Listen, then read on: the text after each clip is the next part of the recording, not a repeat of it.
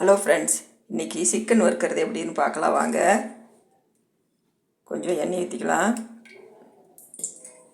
எண்ணெய் காய்ச்சிருச்சு. பட்டை கிராம்பு போட்டுக்கலாம். இப்போ வெங்காயம் பச்சை மிளகாய் போட்டுக்கலாம். இப்போ கொஞ்சம் கருவேப்பிலை, ஒரு தக்காளி, சின்ன தக்காளி அரிசி வச்சுக்கிறேன், அதையும் போட்டுக்கலாம். இது வதங்கிறதுக்கு உப்பு போட்டுக்கலாம். இதில் இஞ்சி, பூண்டு, பச்சை வெங்காயம் போட்டு அரைச்சி வச்சுருக்கிறேன். இப்போ அதையும் போட்டு நல்லா வதக்கிக்கலாம். பச்சை ஸ்மெல் போகிற வரைக்கும். இப்போ வெங்காயம் தக்காளியில் வதங்கிடுச்சு. 1/4 ஸ்பூன் மஞ்சள் தூள் போட்டுக்கலாம். நான் வீட்டில் அரைச்ச மிளகாத்தூள் 2 ஸ்பூன் போட்டுக்கிறேன். இதையும் நல்லா வதக்கிடுங்க. இது நல்லா வதங்கிடுச்சு. கழுவி வச்ச கறி அதில் போட்டுக்கலாம். அதையும் எண்ணெயிலே நல்லா வதக்கலாம். பாருங்கள், நல்லா வதங்கிடுச்சு எண்ணெயிலேயே. இப்போ இது கொஞ்சம் உப்பு போட்டுக்கலாம். கறிக்கு ஊற்றிட்டு கொஞ்சம் தண்ணி ஊற்றிக்கலாம்.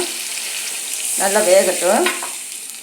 சுவையான சிக்கன் கிரேவி ரெடி ஆயிடுச்சு. இன்னும் கொஞ்சம் நேரம் இருக்கட்டும். இங்கே பாருங்க, இது சப்பாத்தி சாப்பாடுக்கெலாம் நல்லாயிருக்கும். கொத்தமல்லி தழை போட்டு இறக்கிக்கலாம். சூப்பரான சிக்கன் கிரேவி ரெடி ஆயிடுச்சு.